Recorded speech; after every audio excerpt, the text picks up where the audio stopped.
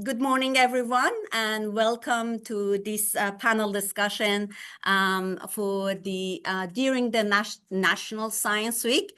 Although it was just from 12th of August to 17, but still this is part of our activity for National Science Week. And I will shortly ask our panelists to introduce themselves, but I just want also to tell our panelists that I am standing in the lecture room of a unit which is called Sustainability Challenges in Science. So we have our students, majority of them are in the first year of their science degree, and they are working with the industry partner, unpacking the research questions that they receive from them.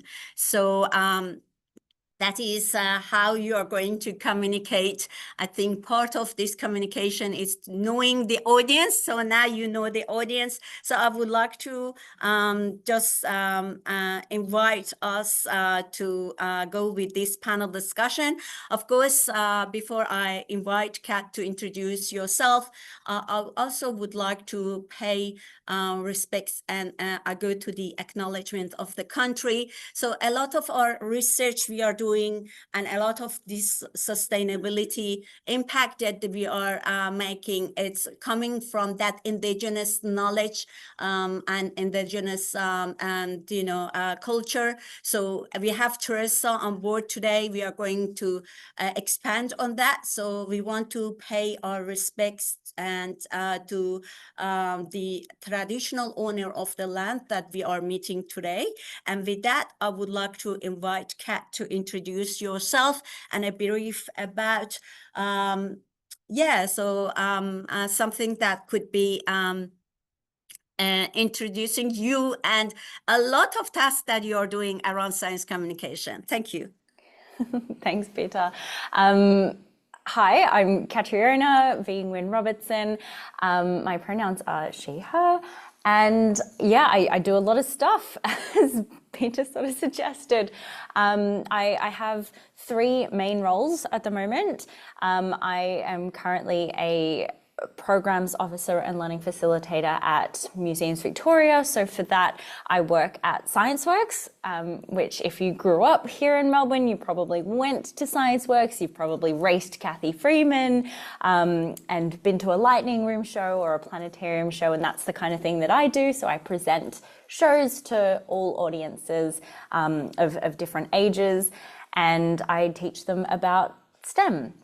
But also another part of my role at Museums Victoria is working with the outreach team to provide a little bit of the museum to people in kindergartens and primary schools and aged care facilities out who can't make it to come on site. So essentially, most of my job is receiving people who come for excursions or visitors who come for the day. But I also enjoy going to their space and bringing, dinosaur fossils and things to them. I also teach science communication at the University of Melbourne.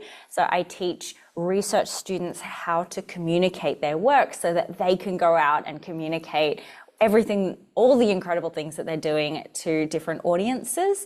And lastly, I am the Victorian Chair of National Science Week.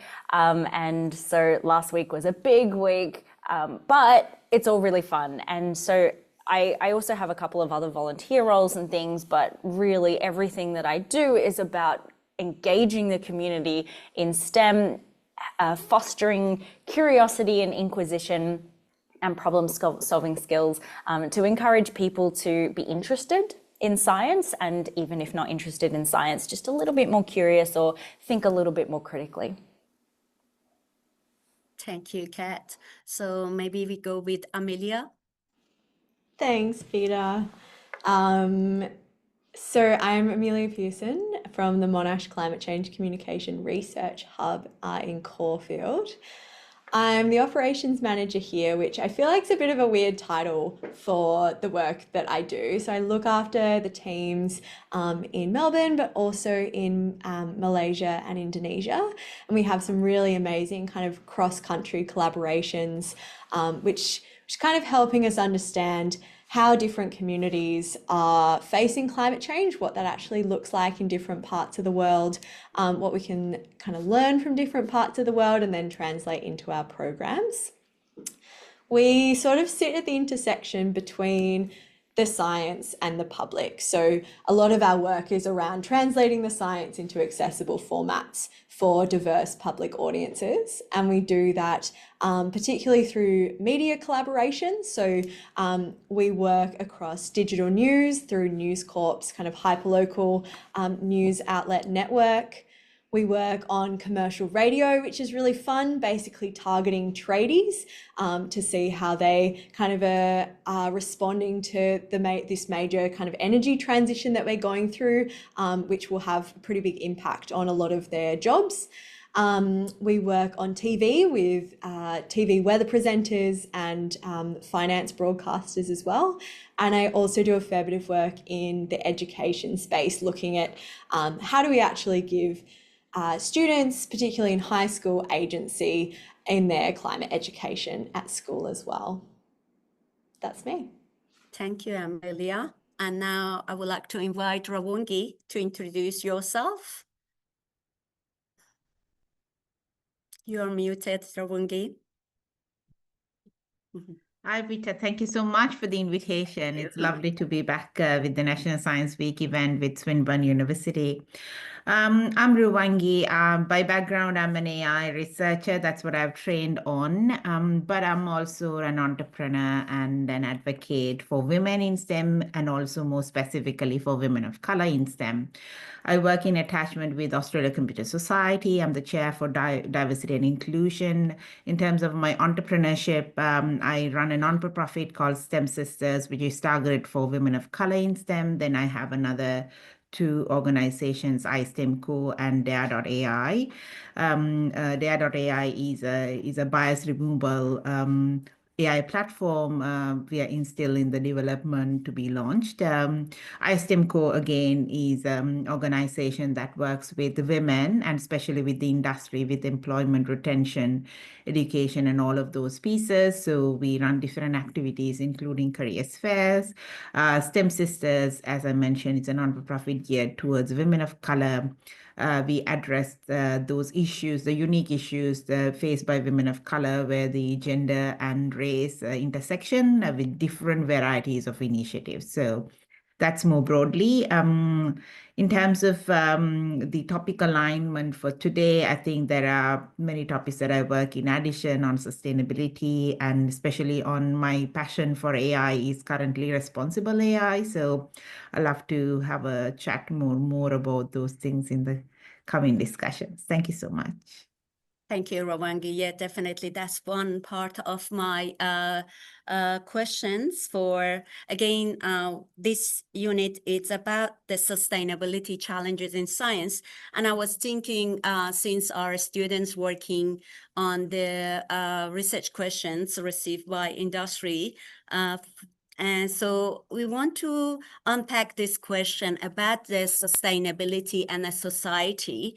So coming as a academic or as a researcher or as a student, but as a whole, like a society, and having that mindset, like a sustainability mindset, from your experience or example, what practical steps can or learning or like students can take to link to their STEM learning when they are going to reflect on sustainable and equitable communities. So what is your, do you have any example of your work that might have an impact for the sustainable community, and what is your suggestion for our students?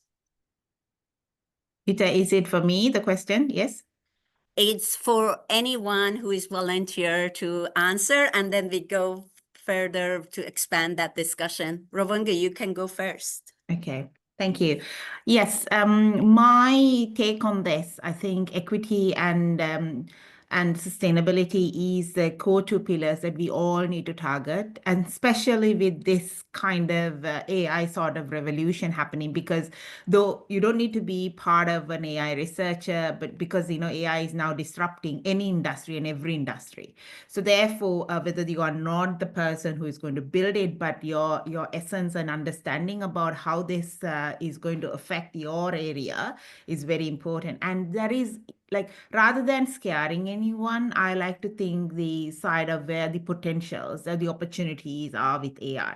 So there is enormous power that is now given for us to deep dive into any sort of maybe on the equity side, any sort of someone that we have left out in our previous work. That means we have not been equitable. So this is the opportunity for us to really go back and understand and see what we can do there. And also on the sustainability, because we have neglected that as generally as a human race. And we have now actually having a lot of issues on it. And so therefore, there is again enormous opportunities with this AI revolution where we can really leverage. So my point is to really go back. We are not ready on AI. It's a great personal assistant at the moment, what we have. So every one of us have the luxury of using a personal assistant so that we can cut down, do better, reduce, really have that additional time to pursue a passion, focus on family, health, and everything. So that's wonderful because you have kind of that level of support with this AI. But in terms of organizations, we are not ready for productivity enhancements because AI it doesn't have the human sort of intelligence. So we have a very biased systems, like very situations where we have not really worked well with sustainability and equity and many different aspects. So we cannot feed in this data to really automate. So what we have this now as an opportunity to go back to the drawing board to see we have left out, who is missing in this puzzle, what is sustainability advancements we have not thought, and there is a ripple effect on this. And how do we use AI or this new technology to fix those gaps? Once we fix those gaps and make sure that we include everyone, then I think we will be ready for automation with productivity enhancement. So this is our golden opportunity. So anyone, I think, SDGs is a wonderful way to look at the sustainability. I think a very fantastic framework.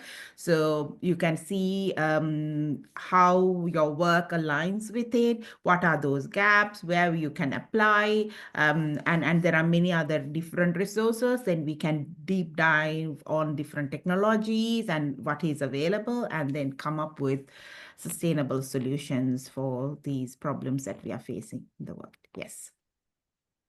Thank you, Ravanga. I know that you're coming with that strong, background in AI, so you respond to the questions with your knowledge in AI and technology to reflect on the practical that require for our science students to obtain to tackle these challenges and come with some idea-solving recommendation for sustainable future.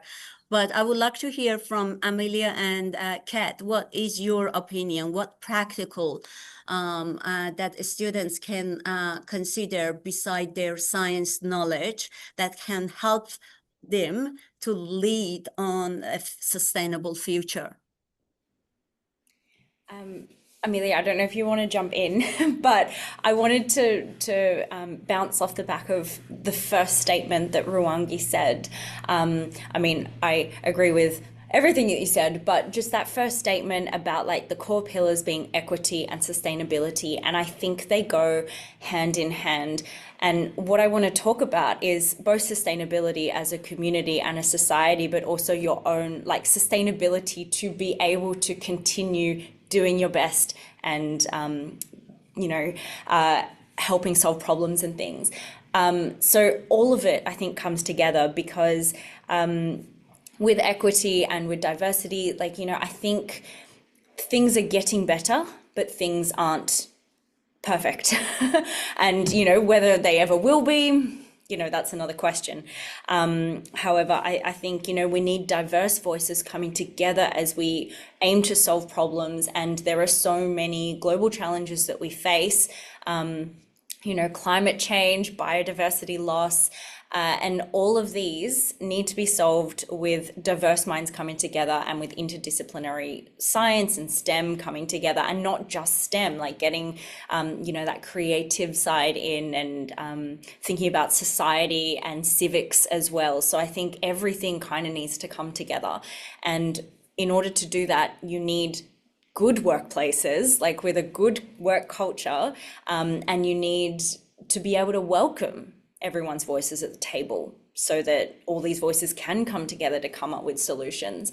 So I think, as students, you can think about, trying to find the best place for you. And I think, when I was a student, I didn't necessarily find the right places for me. I didn't find the right people for me. And then later on in my career, I've found my people, and it's so game changing, and you can be your best, and you can help really solve problems and think more creatively and just be more open to do that. So, in terms of practical advice, work out what your passion is and what you want to be influencing, but then also work out who are you going to do that with. So I think that's one thing, but that's connected to this idea of working together. So, Bitter, I don't know if this will come up later, but I was part of the Homeward Bound cohort. Homeward Bound is a program that takes non-binary people and women from around the world with a background in STEM, and it's all about building a sustainable future together.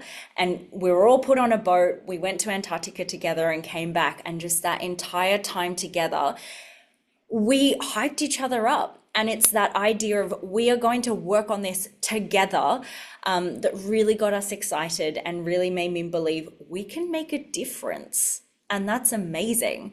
And we've already thought about different projects in terms of carbon offsetting and what we can do in that space, and also what we can do in STEM education to build the next generation, empower the next generation. So I think, I think all of that is bringing together, wanting to have diverse voices and opinions at the table and working together is my main takeaway there.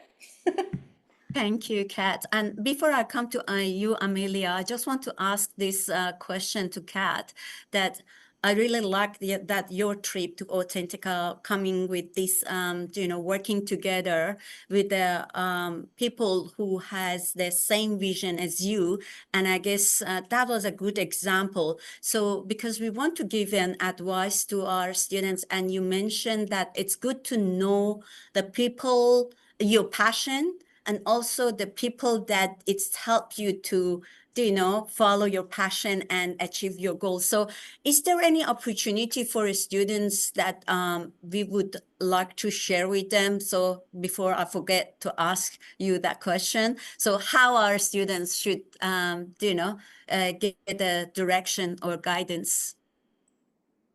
Is there anything that we have in Victoria and you're aware?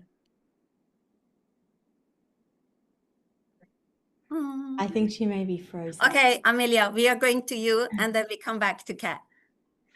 Yeah, I mean, I think Kat's bang on. Surround yourself with great people, and that's kind of the key to everything, to be perfectly honest. I think something that I've found, particularly working in the climate space, where often we're working with quite like conservative voices or climate deniers, people kind of certainly on the other end of the spectrum, to myself and to many of my team members as well, is that actually having diversity in terms of like political opinion can be really beneficial in kind of responding to some of these really mammoth challenges most effectively. Because I think that people who sit, just using the climate space as an example, on that kind of deny end, or that more, I guess, like conservative or unsure end, like their opinions are super valid. What they're feeling, what they're going through, are all really valid. People are going to lose their jobs. They are going to have like economic challenges, communities are going to be relocated. And I think that by kind of bringing people with diverse opinions and experiences in to a team, or whether it's, you know, through research, that can be a really powerful way of, I guess, bringing in that equity from a slightly kind of different lens, I guess, and can certainly shape much more impactful and powerful solutions as well. Thank you, Amelia. So, Kat, I don't know if you hear my question. I did. Yeah, Yes. sorry. I was like, go to Amelia, go to Amelia. I don't know what's happening. Thank you for jumping in, Amelia. Well, one place that you can find some excellent people is STEM Sisters. Um, but actually, so Rwangi has built this beautiful community of people who lift each other up and people who have similar drives and vision. But I think as a student, what you can do is just be open to meeting people, open to new ideas and new opportunities.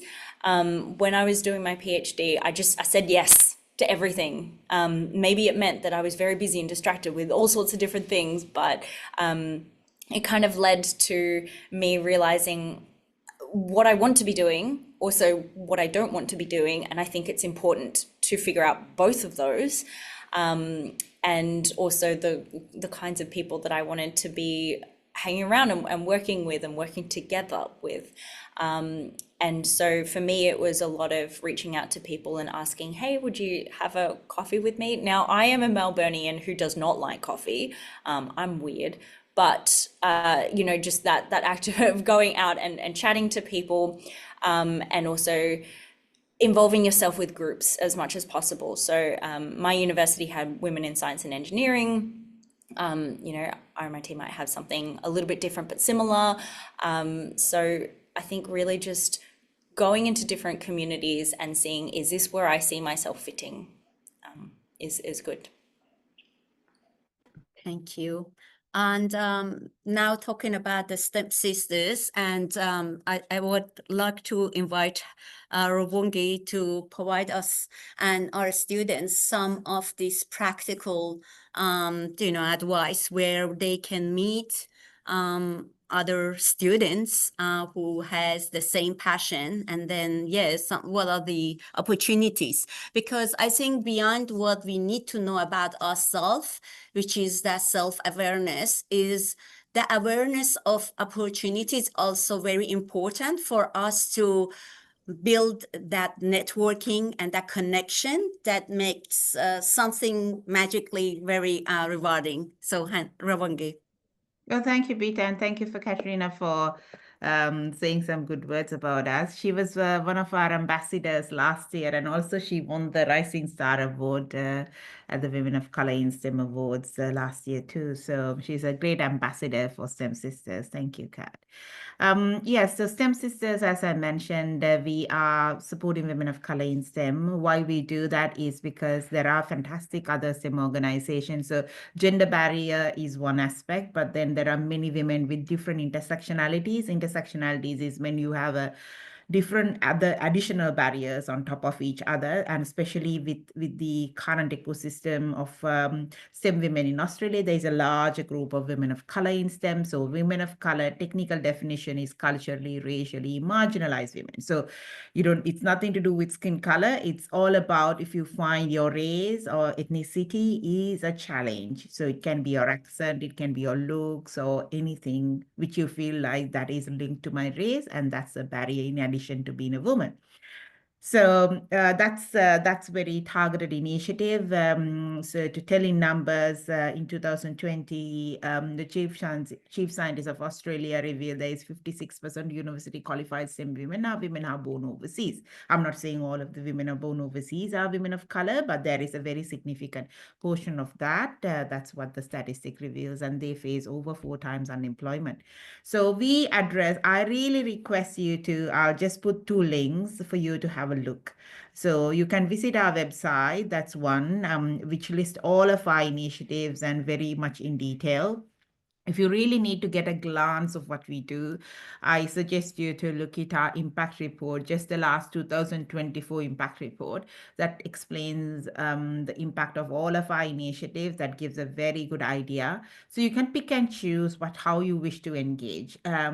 So you can be an ambassador. Of course, most of the opportunities, like in terms of those kind of programs, are now closed for this year, but we will have opening back next year. But there are some events that you wish to be part of. They are still running upon, so you are free to come along. They're all free events apart from the gala event for Women of Color in STEM Awards is a ticketed one, but everything apart from that, if you're interested in sustainability and fashion, there are two fantastic events happening in October. They're called Dress to Express, one in Melbourne, one in Hume. Again, they're all listed in our website. There is an event calendar. You can find all of the details. Please be mindful, there are events in New South Wales and new events in Adelaide as well. So they are very clearly mentioned in the description, so you can pick the ones that are in Melbourne. Apart from that, so mentoring program, ambassador program, something that you can get if you are a woman of color, then one thing that you can do immediately is we have a LinkedIn group of over 3,000 women. You can join there. That also can be an online community you can find with STEM Sisters. And then we have a digital magazine called Magnify. If you need some inspiration, go there and read some of the stories. Then we have something called Future Me that's targeted towards young kids, where a lot of our ambassadors kind of support us in that initiative. And then we have, as I mentioned, the BU program, which is part of the Dress to Express. And also we have that's nothing specifically for women of color in STEM, but we have a digital platform called Sopsis, and there'll be some new things happening this year. So there is a lot. I don't want to take a lot of time explaining all of these initiatives, but I urge you to visit our website, look into all of the details. But apart from my other company, iSIMCO, we have a careers fair coming up. That would be a fantastic way if you're really looking for opportunities in STEM, and then you wanted to find that community leaders who are really welcoming and also who would like to guide. And there are many organizations who is going to be there. We are doing in partnership with Engineers Australia, and that details you can find in iSTEMCO. I'll put it also in the chat, but yes, there are many opportunities, and I would urge you, if you are an IT student, to get engaged with ACS, Australia Computer Society. There are a lot of opportunities there. If you are an engineering student, Engineers Australia, likewise, find your professional body. You need to have different communities for different things. STEM Sisters is kind of a sisterhood, as Kat mentioned. It's just like having some great sisters with you to uplift you and support you, but that's different from professional development. So you need to have different communities, and when you have all of those communities together, you feel very belonged and very happy. Yes. Thank you, Rowangi. I guess it's great to know about our opportunities so we can apply. I just want to say, if there are any questions from the room for our panelists, and I've seen Teresa joined us, but I should be a technical issue from her side. So I'm going to have another meeting with Teresa next week for those who is interested. She's an Indigenous academic traveling around the nation and around Australia with a lot of great sustainable projects. So yeah, there should be a problem. She couldn't stay here. So is there any question before I go and ask my next question? Something that you think? All right, I'm come back to you. So I guess I want to invite our panelists to be the first year science students, okay? You're going to be in the position of our students sitting in front of me, okay? With your knowledge and experience that you have now, what you would do differently or maybe you did it during the time that you were first year science student, to contribute to this, and learn about the skills that help you to, to contribute to the sustainable future?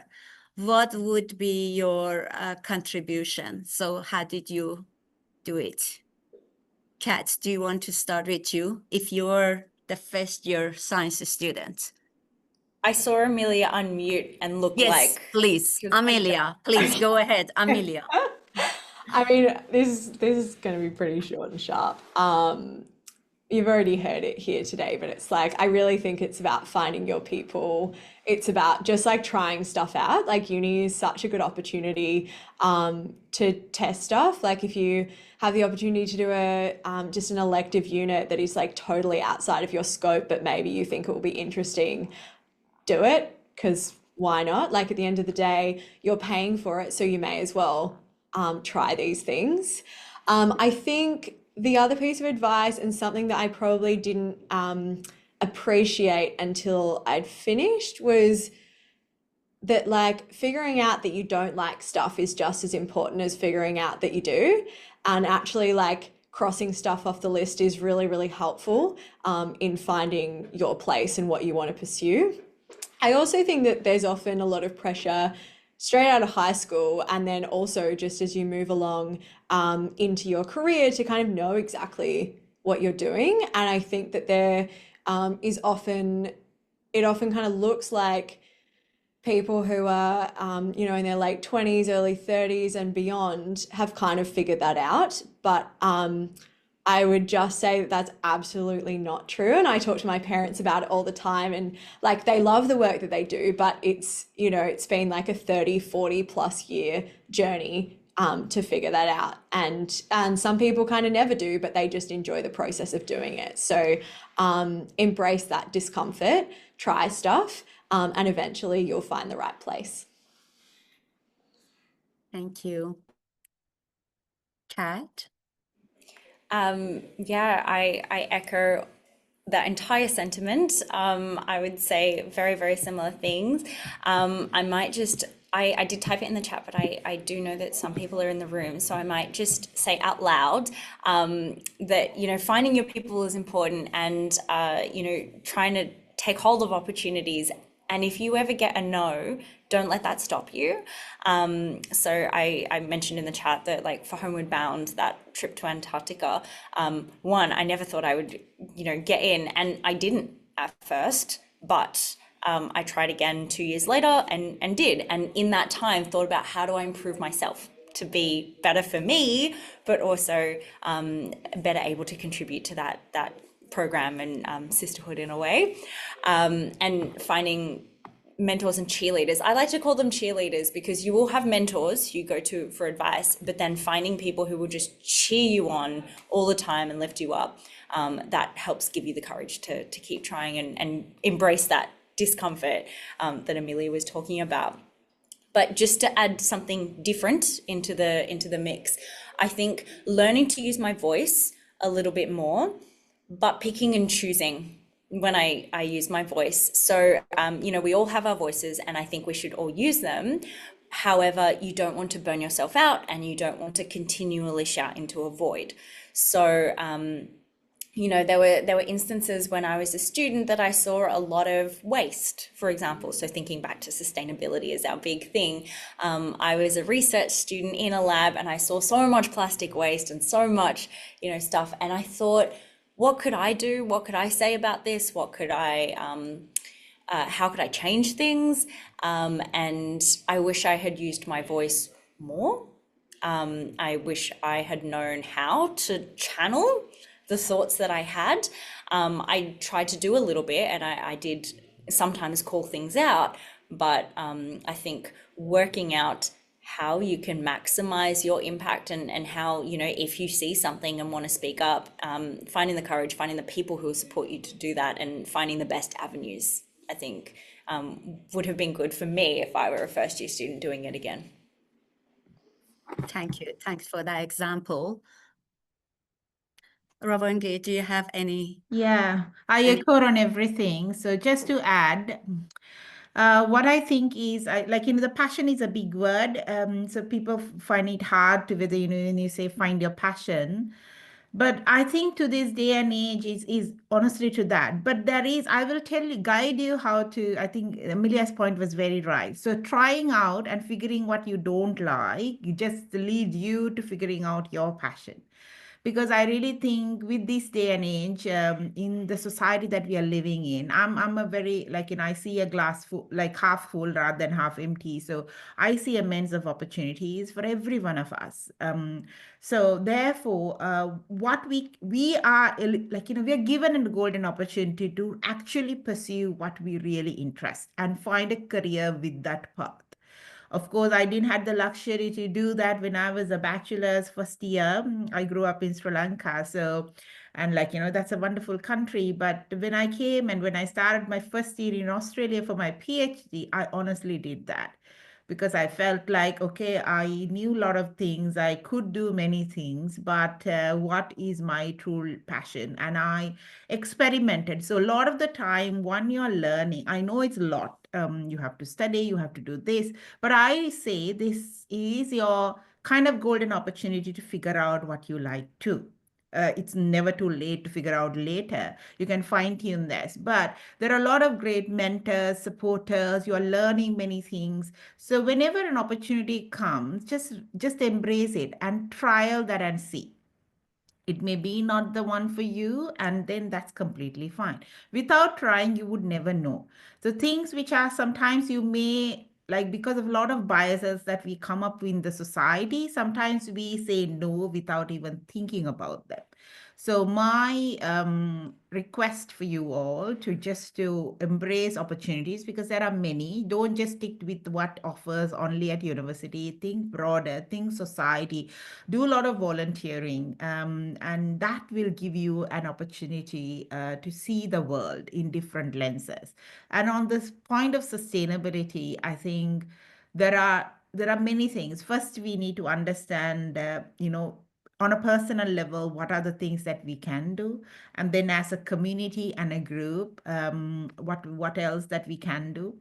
But in just being vigilant, being understanding what's the world, where it is going. Sustainability is not just about, reduce, reuse, and all the 3 Rs. There is more about it in terms of, as you're studying science, there are a lot of preventive mechanisms of sustainability in many different aspects. That's what I say. SGI is very important. So paying attention to that framework, see where looking into all of the things that you do with that lens will help you to improve on a personal level. And if you find your passion in any of them, then you can convert that to a career. So that is a lot of opportunities. And again, and I'm saying, if you're taking those pathways, though they are not the fixed ones, it looks risky. But I will tell you, looking in my journey, though it's still hard, like anything, like anything in life, but it's very rewarding. And that reward, I don't think that I would ever gain by just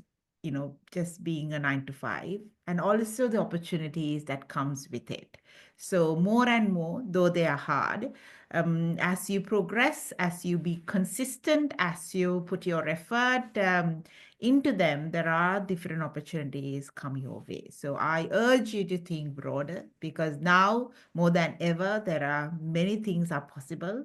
So just take those opportunities and find what truly deserves, truly enlighten your spirit. And that's the passion. Thank you. Thank you, everyone. I guess I had some themes that I suggested for this panel discussion, which I think we already discuss about it, but I go through the themes, and then I want to be open to your maybe last, if it's a personal experience, your example that you are so proud that that has a sustainability impact that you would like to share with our students. So that would be amazing, because I think having a role model in our life and having a mentor is a very important, positions for us to have. So I had a list of technology AI. We wanted to talk about our vision for sustainable future and what is our contribution and advice for our students besides their learning science. What are the skills which is required for that sustainable future? We wanted to discuss about how our students, what are the skills they obtain based on their passion and reflection to lead this sustainable future. And of course, I was hoping with Teresa on board to talk about the indigenous knowledge and innovation, but you're welcome to use of any of your personal experience. Again, I would think that the story of your success or even your failure, with the sustainable mindset, that would be something that we could share with the students. And yeah, you hear that things that I suggested here, anything that you think that it's remain, you're welcome. So we have, 10 minutes to finish.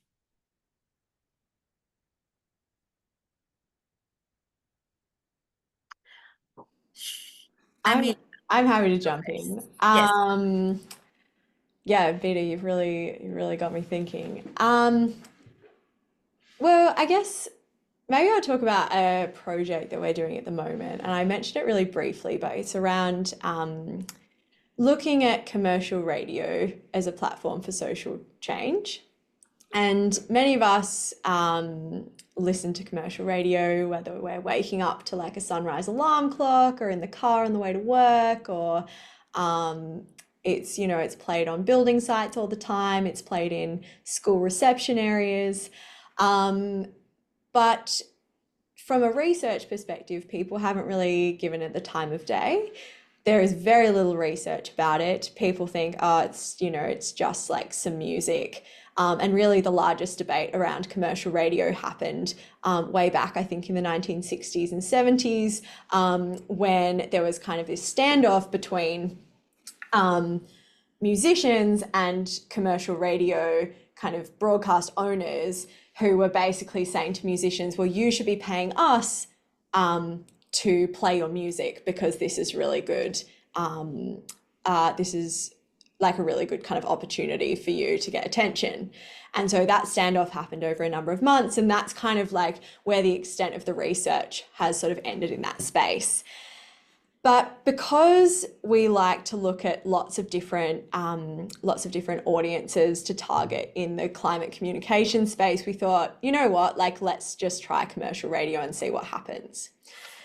It turns out that commercial radio audiences have a real interest in climate and energy related information. Like I said before, many of them are tradies. They're kind of sitting at the forefront of the energy transition. But in kind of opposition to that, we've got presenters who think, God, no one is going to want to hear about this doom and gloom stuff that you've got to say. It's not relevant. And also they feel really uncomfortable with this type of information.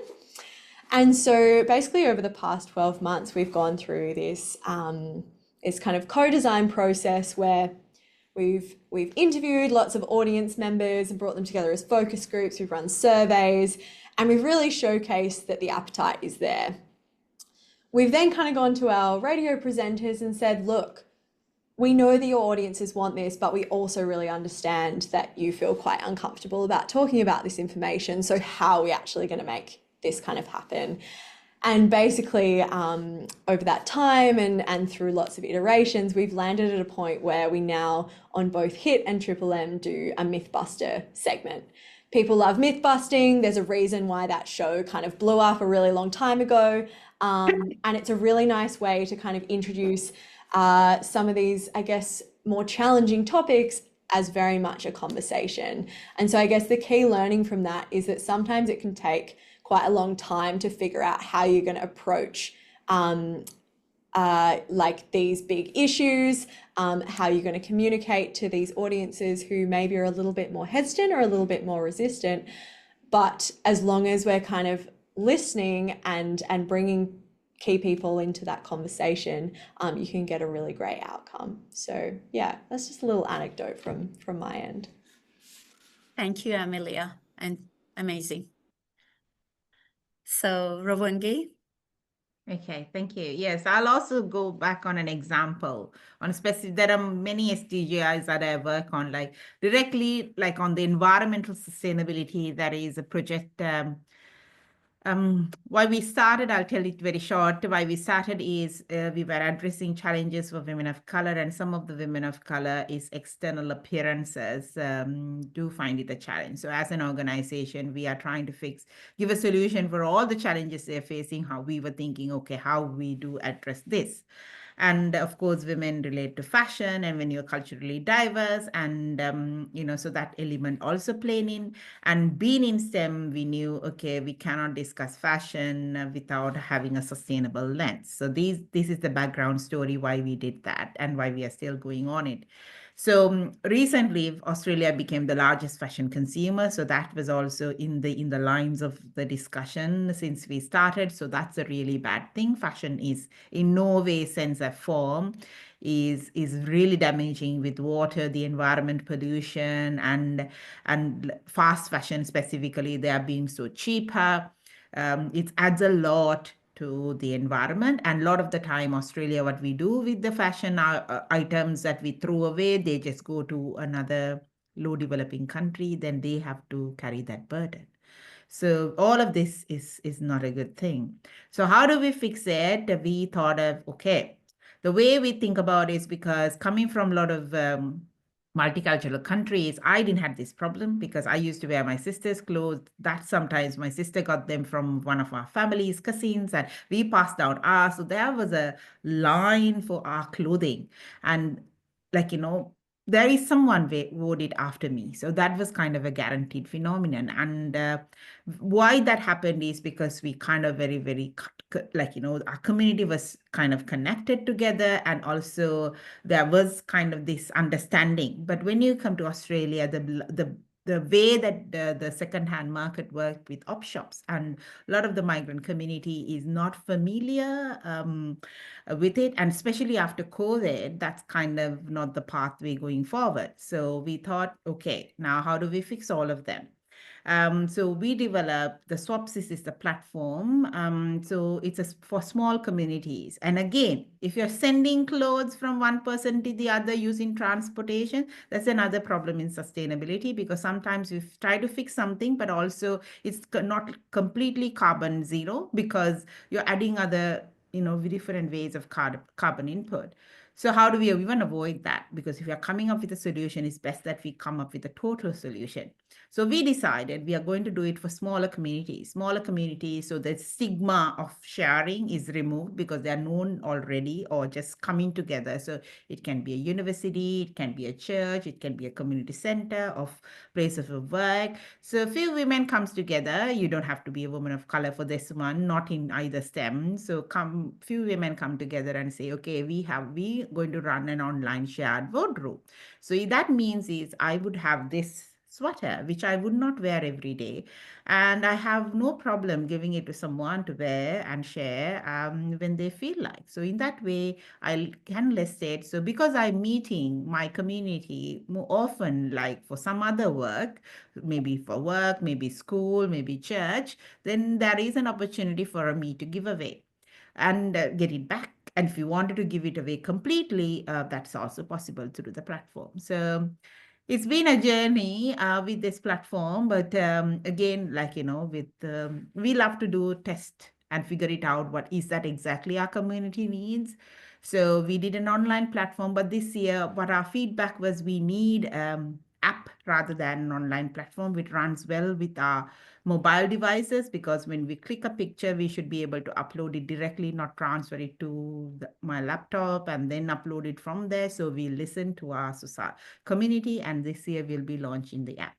So that's the journey behind Swapsis, but very similarly. So if you, as I said earlier, if you're very interested in any of the SGIs, that I can give you many examples that I'm working with different SGIs, but I felt like sharing this one, which is less popular what I do compared to others. So this one would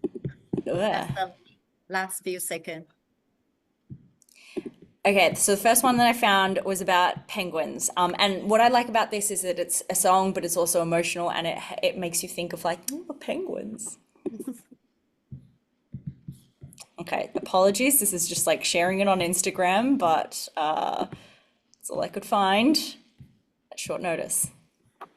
Oh, hang on, I didn't share my sound. Sorry, I'm gonna have to stop. It's a whole thing. Thank you, Kat. So Okay. do we have more? Someone is waiting.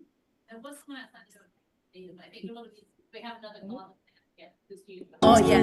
Brush-tail penguins swim or waddle into view. 129,000 gentoo pairs, 750,000 chin straps, and 1.5 million deli pairs greet you with wing flaps. Their tails veer the stiff and fanned out tight, help as a rudder in water or for balance when upright.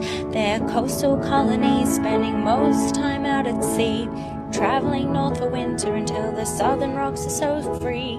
Gentoo penguins have red lipstick beaks as the fastest underwater birds their swimming speed peaks. They rely on mama birds quite a bit to deliver their food and keep them fit. Adelie penguins are feisty and brave, the most widespread penguin you'll find in the waves. Chin straps micronap 10,000 times a day. 1, 2, 3, 4, up! Clocking their predators are away. When summer melts snow on rocky highland, male penguins get hormonal and make a stand. With pebbles smooth, they build a nice nest. Then finding their pair bonded partner is their quest. They come back to a colony not far from where they're born. The female lays 2 eggs, which they take turns to keep warm. The chick breaks through the egg, is kept warm, and then it's off to crash so the parents can find food, but then the chicks will have to chase. These penguin populations are mostly going down. Fishing in the Southern Ocean disturbs their home ground. Climate change redistributes their krill and fish food prey. Parents use up more energy and leave chicks far away. More rain soaks through the chicks' fur, making them cold. Hypothermia adds to their death toll. We can turn things around and look after these birds, help fight climate change, and help us spread the word.